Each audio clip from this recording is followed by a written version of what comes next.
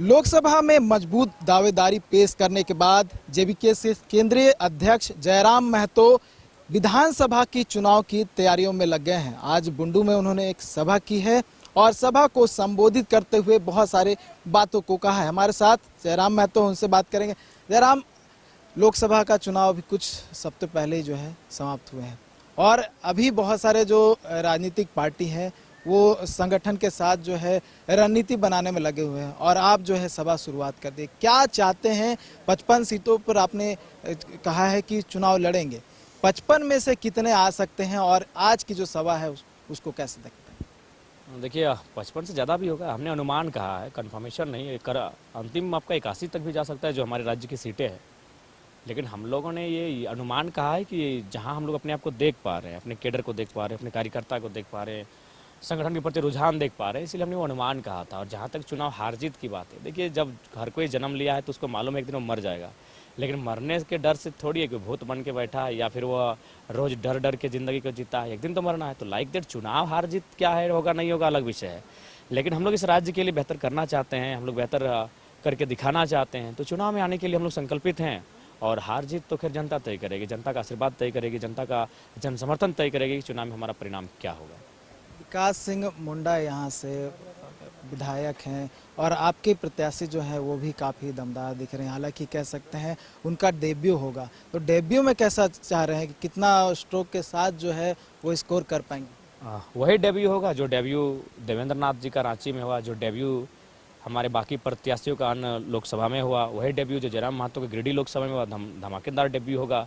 और डेब्यू में तो सभी हार गए प्रत्याशी, क्या यही डेब्यू होगा? नहीं, डेब्यू हमने प्रदर्शन के हिसाब से कहा कि डेब्यू शानदार होगा। लेकिन चूंकि विधानसभा का चुनाव है तो विधानसभा का चुनाव और राज्य के और देश के चुनाव में अंतर होता है। अतः जो जीत का मार्जिन है और जो जीत का अंतर है उसे हम लोग प्राप्त कर लेंगे। और हमें लगता है कि 10 सीटें ऐसी रही है जहां हम लोग 50,000 के लमसम वोट गेन किए हैं और 2 सीटों पर तो हम लोग बढ़त भी हैं, एक में तो लगभग 35,000 से बढ़त में है। तो डेब्यू हम लोग का लगता है विधानसभा के चुनाव में हम लोग का बेहतर रहेगा। अच्छा, इस अगर क्षेत्र की बात करें तो बगल में सिल्ली है, सिल्ली से बहुत सारे बच्चे यहाँ पढ़ने आते हैं। एक स्टूडेंट एक्सप्रेस चला था सुदेश महतो की तरफ से, उसका लाभ स्टूडेंट्स को मिल रहा है। क्या इस तरह का लाभ आप दे पाएंगे और इस योजना को कैसे देखते हैं जो सुदेश महतो चला रहे हैं? देखिए नो डाउट अगर कोई 25 साल से है तो नो डाउट उसने कुछ अच्छे काम भी किए होंगे। हमने चाहे हेमंत सोरेन रहे, चाहे चंपई सोरेन रहे या फिर देश के केंद्र की सरकारें रहे, अगर कोई 5 साल को पूरा करती है तो नो डाउट उन्होंने कुछ अच्छे कार्य भी किए होंगे। तो लेकिन हमारा कहना है कि कुछ अच्छे कार्य आप क्यों करेंगे, आपको मैक्सिमम कार्य अच्छे करने चाहिए थे। आज बाकी स्टूडेंट कहाँ है, आपके परिवार के सगे संबंधी कहाँ है, इस बात से कोई छुपा नहीं है, कोई भी राजनेता छुपा नहीं है। और हम लोग जब आएंगे तो निश्चय ही चाहे स्टूडेंट का मुद्दा हो या किसानों का मुद्दा हो या प्लाइन का मुद्दा हो, उस पर हम लोग बिल्कुल निर्भीक होकर काम करेंगे। बाहरी भीतरी की बात जो है लगातार चर्चा होती रहती है। अभी कोई ऐसा सभा नहीं रहा जहां आपने इस बात का जिक्र नहीं किया हो। बहुत सारे अगर बात करें जो लोग यहाँ पे बसे हुए हैं, चाहे आपके लोकसभा क्षेत्र गिरिडीह की बात कर लो, उसमें से बहुत सारे वोटर्स हैं जो कि बाहर से आके बसे हुए हैं, उन्होंने भी वोट किया। तो क्या उसको कैसे क्या इसे बाहरी भीतरी की लड़ाई नहीं, सबसे पहली बात है कि खतियान आधारित। इसीलिए कहा कि आपकी सभा में अमूमन जो है इस बादशाह का यूज होता है, सेंटेंस का हमने इस यूज को कहा कि बाहरी भीतरी की लड़ाई कहाँ है भाई। भारत देश की आबादी आज 1 अरब 40 करोड़ के आसपास है। लेकिन क्या वो 1 अरब 40 करोड़ झारखंडी होंगे? नहीं होंगे। झारखंडी वही होंगे जो 3.5 करोड़ के लोग हैं। तो वही 3.5 करोड़ लोगों की पहचान क्या होगी? उस 3.5 करोड़ से बाहर जो लोग हैं वो किस प्रकार हमारे राज्य में इंटरफेयर नहीं करेंगे, उसका मापदंड क्या होगा, उसी की लड़ाई है। बाहरी भीतरी कोई लड़ाई नहीं है। हमारे लोग भी बंगाल में, हमारे लोग भी गुजरात में, हमारे लोग भी महाराष्ट्र में हैं, नौकरी भी कर रहे हैं। नौकरी नहीं, प्राइवेट काम करते हैं। तो सरकारी नौकरी भी कर रहे हैं। नहीं, आंकड़े कहते हैं। कौन से आंकड़े कहते हैं? सारे आंकड़े स्टेट गवर्नमेंट के दिखाइए हमें। अगर स्टेट गवर्नमेंट में कोई महाराष्ट्र में काम कर रहा है तो दिखाइए। पड़ोसी राज्य बिहार में हो सकता है, बिहार के अलावा कहीं नहीं है। उड़ीसा, वेस्ट बंगाल, दिखाइए, आंकड़े प्रेजेंट कीजिए। अगर होंगे तो अच्छी बात है, हम लोग भी उसी तर्ज पे देंगे। अगर उनके आंकड़े आप दिखाइए, आंकड़ों को प्रस्तुत कीजिए, हम लोग उसी अनुपात में झारखंड में गैर राज्यों के लिए प्रावधान की बात करेंगे। हमने तो कहा है अगर निजी सेक्टर की बात कीजिए तो हमने 75-25 का मामला उठाया है। अगर सरकारी सेक्टर की बात कीजिए तो 85-15 पे हम लोग बात करते हैं। भाई ये राज्य आखिर जिनके लिए बना, अगर उनको आभास ही नहीं इस राज्य में उसके लिए कुछ है तो राज्य बनना ही नहीं चाहिए था। आज आप चलिए किसी भी कंपनी को चलाने वाले जनरल मैनेजर पश्चिम बंगाल से आते हैं, ठेकेदार ठेका लेने वाले यूपी बिहार से आते हैं। तो झारखंड क्यों बना था? क्या झाड़ू पोंछा करने के लिए बना था या बर्तन मारने के लिए झारखंड बना था? इसमें कोई विवाद का बात ही नहीं है। अब हमको कितना आंकड़ा दिखाएगा कि हम लोगों ने उड़ीसा की राजधानी में, पश्चिम बंगाल की राजधानी और बिहार की राजधानी में एक मुट्ठा ज़मीन का कब्जा किया है। और चलिए रांची दिखाएंगे, ज़मीन कब्जे से रांची लहूलुहान हो चुका है। 4000 लोगों की सिर्फ रांची में ज़मीन विवाद की हत्याएं हैं। चलिए धनबाद के जो आदिवासी गांव हैं उन्हीं की कहानी सुनाएंगे। आदिवासी गांव दामोदरपुर, भूदा, बहुत सारे ऐसे गांव हैं, आज वो गांव नक्शे से गायब हो चुके हैं। तो हमने तो ऐसा किसी राज्य में नहीं किया कि हमने उनका एक इंच ज़मीन कहीं कब्जा किया है। अरे भाई, हमारे लोग भी रहते हैं, बाकी राज्यों के लोग यहाँ रहें, व्यापार करें, नौकरी करें, जहाँ भी करें, लेकिन एक लिमिट है। राज्यवासियों का मैक्सिमम हो। यहाँ तो उनका यहाँ उल्टा होता है, मैक्सिमम उनके हाथों में है, हम लिमिट में हैं। तो ये हमारी लड़ाई, हमारी आवाज़ कोई गलत, नेतृत्व की गलती। नेतृत्व की गलती है, पॉलिसियों की गलती है, और सबसे महत्वपूर्ण बात, सिस्टम को हाईजैक कर लिया गया है। अब हेमंत सोरेन को लेकर भी बात कर रहे थे, मुख्यमंत्री हैं, जेल से बाहर निकले, एक सप्ताह बाद मुख्यमंत्री बन गए।